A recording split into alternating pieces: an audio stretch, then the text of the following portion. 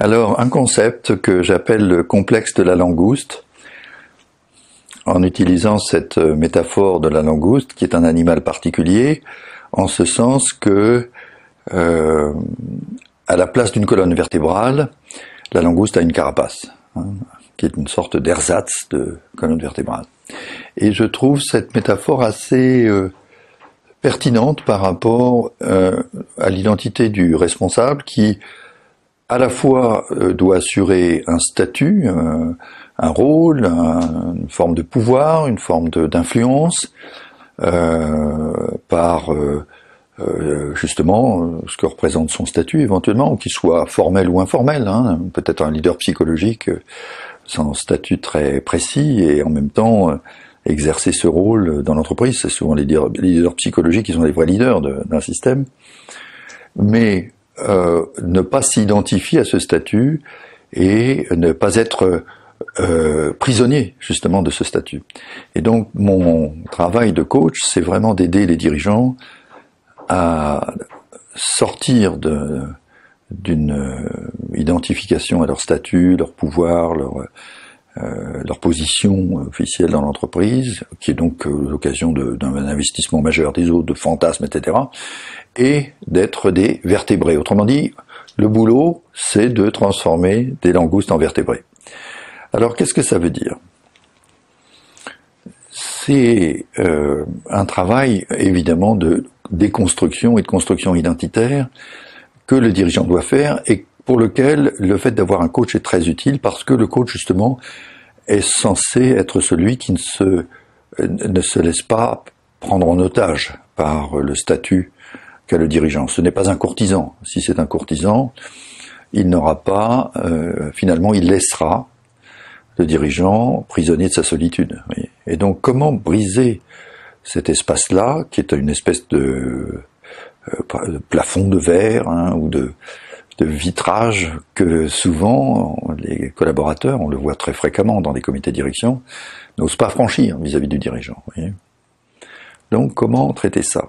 Une personne qui bloque quelque part par sa stature, par son jeu de pouvoir, par son refus de communiquer de l'information, par son refus de changer, etc., peut finalement contribuer plus ou moins fort, mais parfois de façon très très significative, à bloquer tout le système. Et ce qui fait ce blocage, c'est souvent la problématique de l'ego de la personne. C'est-à-dire que la personne, soit se sentant menacée, soit se sentant investie dans le besoin de reconnaissance de son ego, etc., eh bien, va envahir finalement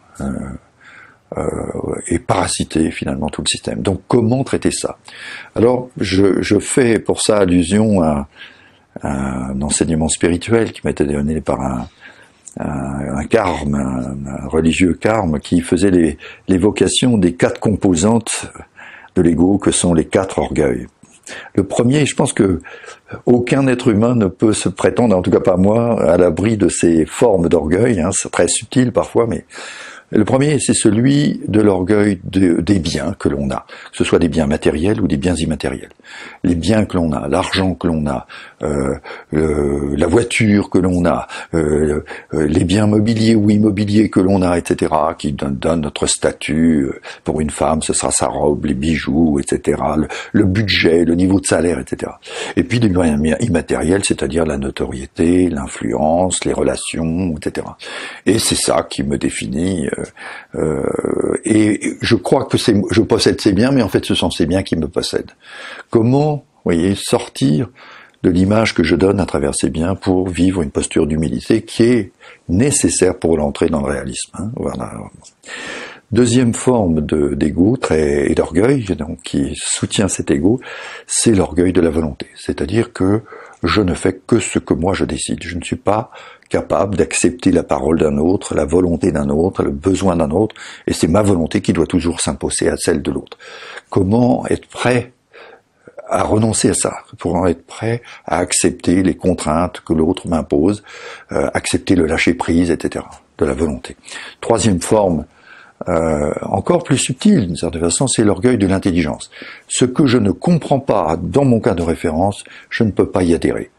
Je ne peux pas être dans une logique de foi, je ne peux pas être dans une logique confiance en l'autre, etc. Il faut que je maîtrise, que je contrôle, que je comprenne, que j'ai l'intelligence. Si ça dépasse l'intelligence, je ne vais pas l'accepter parce que ce sont des émotions, c'est de l'irrationnel, c'est de l'inconscient. Donc, comment lâcher prise à ce niveau-là? Et puis le dernier, c'est l'orgueil spirituel, c'est-à-dire je fais de moi-même mon propre Dieu. Et donc je m'admire, je suis la finalité de toute chose. Ce qui compte, c'est mon ego, que je vais représenter par des images extérieures ou simplement par la vénération que j'ai de moi-même, le regard que j'ai sur moi-même, etc. Et qui fait que je m'adore moi-même. Donc comment on le voit même dans des démarches très spirituelles de personnes qui pratiquent la méditation, qui pratiquent le yoga et qui s'admirent dans leur capacité de faire le lotus mieux que les autres ou de tenir plus longtemps en méditation, ce qui n'est vraiment pas l'objet profond d'un engagement spirituel. Enfin voilà, vous voyez comment se libérer de ça? Eh bien toutes ces formes-là existent dans notre ego et vont parasiter, vont empêcher le travail d'intelligence collective, vont empêcher le travail de véritable collaboration dont ont besoin les gens dans l'entreprise.